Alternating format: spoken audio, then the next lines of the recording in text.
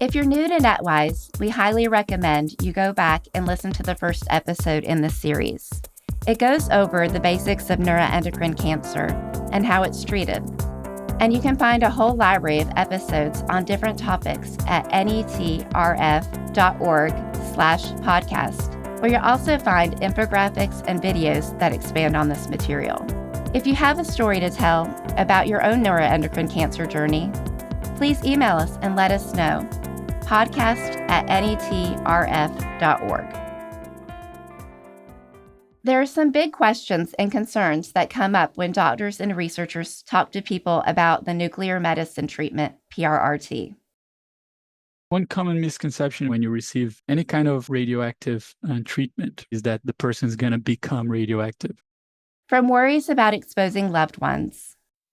People are afraid they're going to be extremely dangerous to other people. To potential side effects.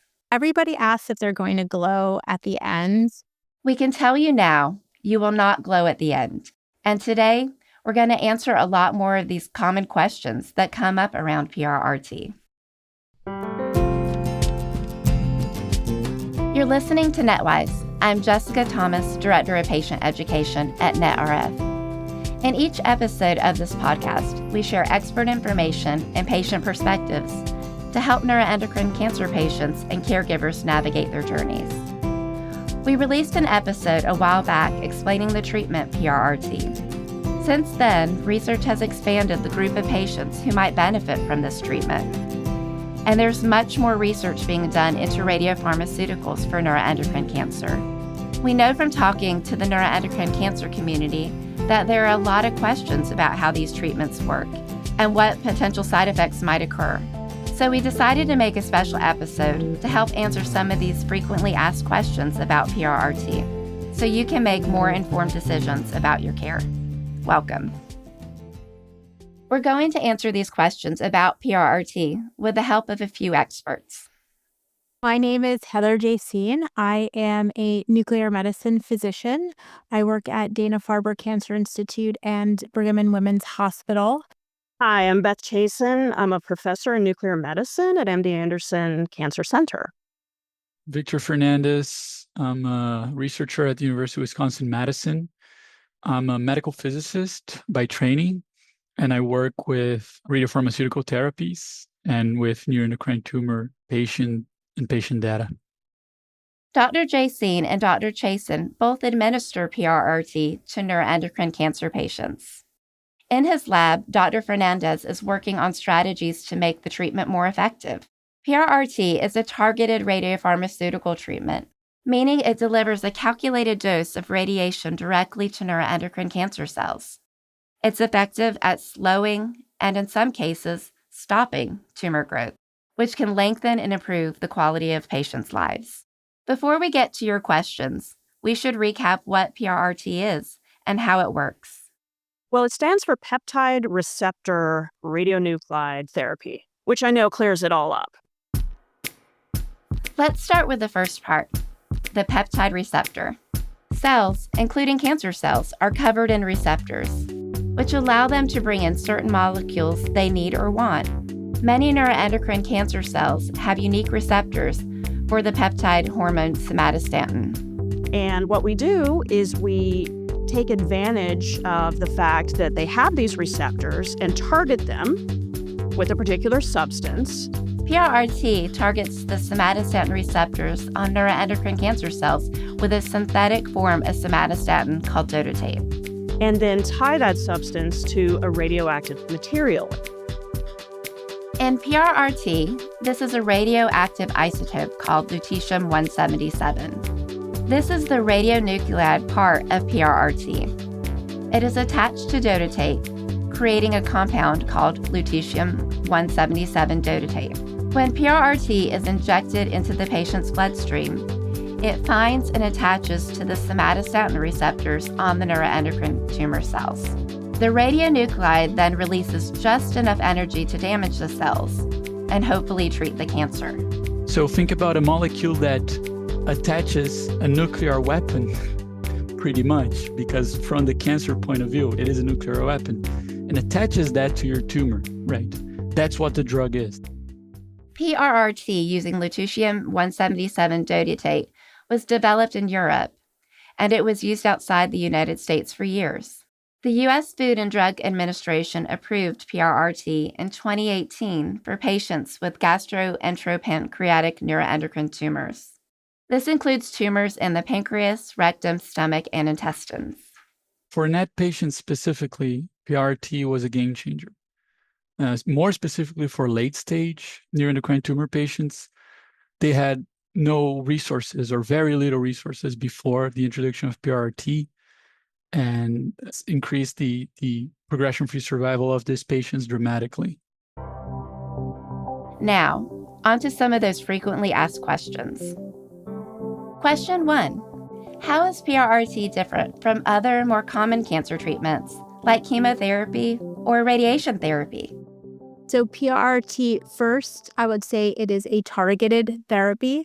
So it is very specific, in this case, for somatostatin receptors, which are prominent on the neuroendocrine tumors. Chemotherapy, on the other hand, is not targeted, and it does not have the ability to distinguish between cancer cells and regular cells. More recently, there are more targeted therapies, and so the PRRT is similar to the more targeted therapies, except that there's an added radiation component. The radiation involved in PRRT makes it a bit more similar to radiation therapy. Unlike radiation therapy, PRRT is both targeted and systemic. This means it finds and attacks tumors throughout the body and is not confined to a specific area. Radiation therapy, on the other hand, is delivered through an external beam which a technician aims at a specific tumor. So it's almost like shooting radiation through the patient, targeting a specific part of the body. Usually pretty small, like one tumor in the lung or one tumor in the liver, that kind of a thing. Question 2. Who is a good candidate for PRRT? There's a lot of data out there, and individual oncologists have a lot of different thoughts. Some, maybe want to jump right to PRRT after the sandostatin injections. If they see that those have not been as effective as they wanted, they might jump right to PRRT. We've actually had some patients who the very first thing that they've had is PRRT. So first and foremost, it depends on if you and your doctors decide this is something to consider. If you're exploring PRRT as an option, there are some scans and tests that you need to determine whether or not you're a good candidate. First, patients should have a well-differentiated neuroendocrine tumor. The tumors should have the protein called the somatostatin receptors on the surface of their tumor. Your care team will look for the presence of these somatostatin receptors using an imaging test called a PET-CT scan. So we're looking to make sure that enough of the tumor, people say it lights up or shows up on the scan to make the therapy worthwhile. If the tumor shows enough somatostatin receptors, then there are several lab tests done to ensure if it's safe to do PRRT. We particularly want to make sure that the bone marrow, the kidneys, and the liver are working well because these are normal organs that can be affected by PRRT. If those organs are all in good working order, then you can be cleared to begin treatment. Question 3. How should I prepare for PRRT treatments? So PRRT, there's not a lot of preparation. I think one of the most important things is many times patients are also on somatostatin analogs as part of their treatment. So there's both the short-acting and the long-acting. If possible, we like a 4-week time period since the last long-acting injection and 24 hours since the last short-acting injection. It's this idea that maybe since it's going after the same receptors, could there be some competitive effect? But that is not set in stone. Certainly, we can individualize depending on the patient. If you're worried about not getting your somatostatin analogs or have questions about your particular situation, you can always talk to your doctors to make sure you have the right timing for your treatments. Other than that, there isn't much to do to prepare for PRRT. Always being well hydrated so you have good veins when we're trying to get IV access is very helpful. As far as showing up, You can eat during it, take all your medicines. It's not restrictive in that way. Question 4. How is PRRT administered? It's an outpatient procedure. So the patient normally comes to the hospital in the morning, has a infusion of the radioactive material, and before the end of the day, they're released and they can go home. PRRT is given intravenously. This means the first thing that happens when you show up is the insertion of an IV. And then there's an amino acid solution that needs to be given to protect the kidneys.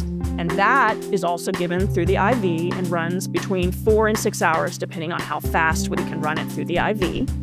And after some of that amino acid is on board, to make sure the kidneys are well protected, we give the actual radioactive material, which runs about half hour, 45 minutes there. And then pretty much the rest of the time is just keeping that amino acid solution running to make sure the kidneys are protected. So typically when somebody is receiving PRRT, they might be in the nuclear medicine department or the department administering the PRRT for probably 5 to 6 hours for each treatment. Question 5. How many PRRT treatments will I need, and over what time period? So PRRT, right now, it's administered in 4 cycles. So 4 times, once every 2 months. So typically that is happening over about an 8-month period of time. Now that we've gone over what PRRT is and how it's administered, we're going to tackle some common concerns that come up around these treatments. Putting radioactive material in your body is an idea that can make some people uncomfortable, and it's natural to have worries about what could happen. We hope to clear some of that up. Which brings us to question 6. With PRRT, will I lose my hair or experience severe nausea like with chemotherapy? So as far as losing the hair, there is a little bit of hair thinning that some patients experience. Certainly not having, full baldness go on or anything like that, but it has been reported. It's not super frequent in my experience, but enough that patients have noticed that I actually tell them about it as a possibility for thinning, not total hair loss. As far as nausea is concerned, we do have some patients who experience mild nausea. The nausea and vomiting some people experience is associated with the amino acid infusion that's given to protect the kidneys. This is generally not as severe as what happens with chemotherapy, and often there are anti-nausea medications that are given before the amino acids in order to help those side effects. There was an older version of the amino acid infusion that caused more nausea and vomiting, but a new version has been very successful at making that side effect more minor. I haven't had any patients who have said, I'm too nauseous to eat today. They bring food, get food, and eat it. So that has not been a big problem. What we typically do is if a patient does experience a little bit of extra nausea, we'll give a little bit of Ativan, and that has really done the trick as well. Question 7. Is PRRT painful? PRRT is not painful. I think the biggest pain related to the actual administration of PRRT is that an IV is inserted. So there may be some brief pain associated with the needle stick to get the intravenous line placed. And after that, it's really just liquid going in your vein. So it should not hurt at all. People don't notice when the radioactive material is going in versus the amino acid solution versus anti-nausea medicine. So it does not hurt. Question 8. Are radiopharmaceuticals like PRRT more harmful to my organs than other cancer treatments? No, there is a risk, but it's in the same realm as other cancer treatments. It is very safe, but this is why we monitor the blood counts very carefully, and we're also watching the liver and kidney functions over time. The amino acids that are given as part of PRRT is also a mechanism to help protect the normal kidney cells from damage from the radiation. Question 9. Does the radiation in the treatment damage my healthy cells? It can, but the whole treatment is designed in a way that the damage to the healthy cells is minimal and the benefits are worth the risk. Question 10. Is it true that nuclear medicine treatments increase my risk of developing another cancer? Yes, it is true. And it's not only PRRT. Pretty much every cancer treatment will have an attached risk, and many times this risk is the risk of developing a subsequent cancer. One of the risks of PRRT is a long-term risk of developing what's called a myelodysplastic syndrome or a leukemia. This happens about 2 to 4% of the time in patients who have had PRRT. So it's a risk. It's something that we always talk about. But my philosophy, and I think the philosophy of everybody I work with, is if you can effectively treat the current cancer, the risk is so low of getting that secondary cancer that it really doesn't factor into the decision. It's just something we're aware of and watch out for. Question 11. Can I become sterile or infertile from this treatment?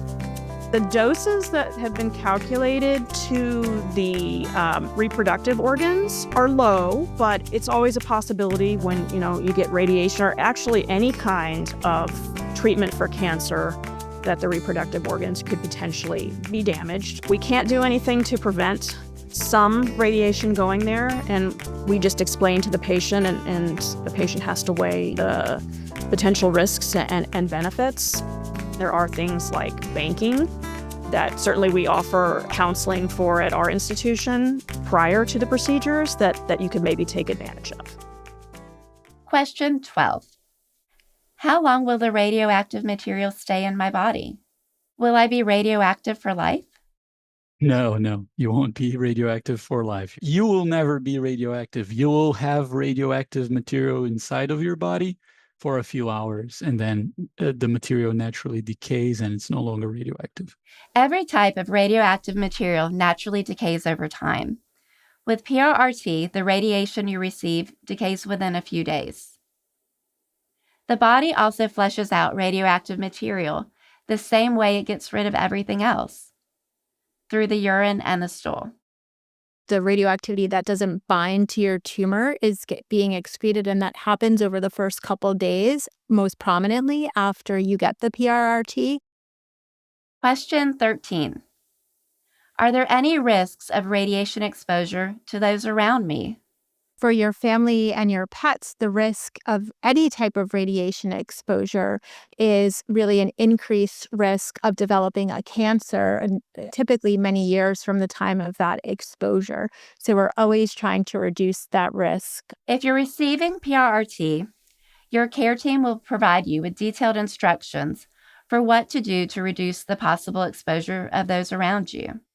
The biggest thing is trying to secure a place to sleep alone for, I tell patients, expect it to be 5 days. And also having a separate bathroom if possible.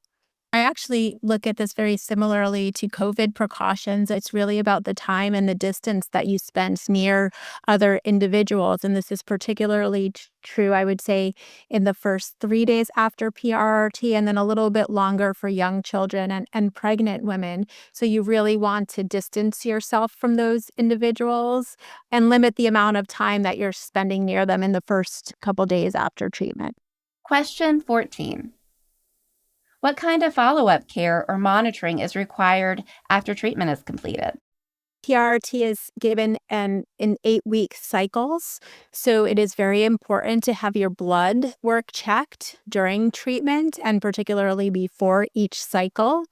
Monitoring blood counts is important so your care team knows it's safe to administer each additional dose of the treatment. And then typically that will happen after the last cycle as well, just to make sure if you did have any side effects to the bone marrow that they are recovering. Question 15. Will PRRT stop working after a certain point? Cancer develops a resistance to most therapies. I would dare say to every single therapy, right? It's a hallmark of cancer that the cancer cells that are more resistant to that treatment are the ones that keep dividing. PRRT can slow tumor growth for a long time, but it is possible for tumors to begin growing again after you finished your 4 cycles of PRRT. In that case, you might wonder if you could get PRRT again. That's still somewhat in debate. What we do is we typically give 2 more rounds of it and see how everybody tolerates that and if there's impact for that, with the option to extend that to a total of 4 more, so 8 overall. So it's a possibility, but a highly individualized one. It's something that further research will help to clarify. This brings us to our last few questions, which have to do with research. We mentioned earlier in the episode that the active ingredient in PRRT was approved by the FDA as a treatment for gastroenteropancreatic NETs in 2018. This was after a landmark clinical trial called NETR1. In 2024, a trial called NETR2 followed up on those results. We asked our group of experts to explain these trials and what these results mean for patients. NETR1 looked at patients who had a low-grade, well-differentiated neuroendocrine tumor, and it showed that there was a benefit to get PRRT compared to standard of care, which was a high-dose octreotide. The trial showed that tumors took a substantially longer time to grow in the patients who received PRRT than those who received octreotide. So then pretty soon thereafter, the idea was, well, can we expand this indication? Would this be helpful for people who have maybe higher grade tumors, so grade 2 and 3? Is it helpful to consider doing this maybe up front? NETR2 tested the benefits of PRRT as a first-line treatment in patients with higher grade, well-differentiated tumors compared to octreotide. And we're able to show that there was a similar difference in terms of that time to tumor progression. So that was exciting in terms of seeing it both. Is it effective for people who maybe have a tumor type that we expect to be a bit more aggressive? And also, how about moving a little bit more upfront in the treatment regimens that people can potentially have? The data from NETR2 was published in June 2024. Both of these trials have resulted in the availability of treatments that will help more patients live longer with neuroendocrine cancer. But research is far from finished. There are still many questions that are being investigated about this treatment, who it works for, and how it's administered. I think the important questions that researchers are looking into is what is the optimal sequence of PRRT compared to other treatments, particularly when you get outside of the grade 1, grade 2 neuroendocrine tumors. Researchers are also working to understand what causes resistance to PRRT and how to better mitigate potential risks to the bone marrow, which we talked about earlier. They are also fine-tuning the treatments to be more individualized. People are asking the questions, could some patients benefit from more cycles? Could some patients benefit from fewer cycles? The radiation dose that's used for every cycle. Right now, it is a fixed dose per patient. And as we migrate towards more personalized therapies, we're asking these questions about how to optimize the dose and the number of cycles for each patient. Meanwhile, other researchers are investigating whether other kinds of radioactive particles could be effective for PRRT. Right now, the radioactive material in PRRT is a kind of beta particle. This means it emits a smaller amount of energy compared with its counterpart, an alpha particle. So there are, a number of studies right now that are looking at tying the same, peptide receptor seeking substance to just this different alpha emitting radioactive material compared to the current beta emitter, and seeing what impact that has. The results of this research will continue to push the needle with PRRT, making more treatment options available for more patients. Whether you are someone who has already received PRRT, are considering the treatment, or hope it may one day be an option for you, we hope we've answered some of your questions. And if you have more, we'd like to encourage you to ask those questions. everybody's understanding of what receiving a radioactive drug means is different. And the questions that you ask in that regards are never silly. Your care team for PRRT will include many experienced and knowledgeable individuals, like a medical oncologist, a nuclear medicine physician, or radiation oncologist, and nuclear medicine technologists. Part of their job is to administer treatment, but they are also there as a resource to help you feel safe and get the best care possible, which includes answering any questions you might have. And as research continues into radiopharmaceutical treatments, you will be able to find resources and information at the Net Knowledge Center at netrf.org/forpatients. Thanks for listening to NETWise. I'm Jessica Thomas, Director of Patient Education at NETRF. This episode was written and produced by Anna Van Dyne, post-production by Alex Brower, executive producer David Hoffman. This podcast is made possible by the generous support of Boehringer Ingelheim. If you would like to join NETRF in our mission to fund research for neuroendocrine cancer or help support educational programs like this NETWise podcast, please go to netrf.org/donate. Special thanks to everyone we interviewed for this episode. We are grateful for your expertise. NETWise is a production of NETRF. We're committed to improving the lives of patients, families, and caregivers affected by neuroendocrine cancer. We fund research to discover cures and more effective treatments, and we provide information and educational resources. Please visit us at netrf.org. This podcast is not intended as and shall not be relied upon as medical advice. The Neuroendocrine Tumor Research Foundation encourages all listeners to discuss any scientific information found here with their personal oncologist, physician, and/or appropriate qualified health professional.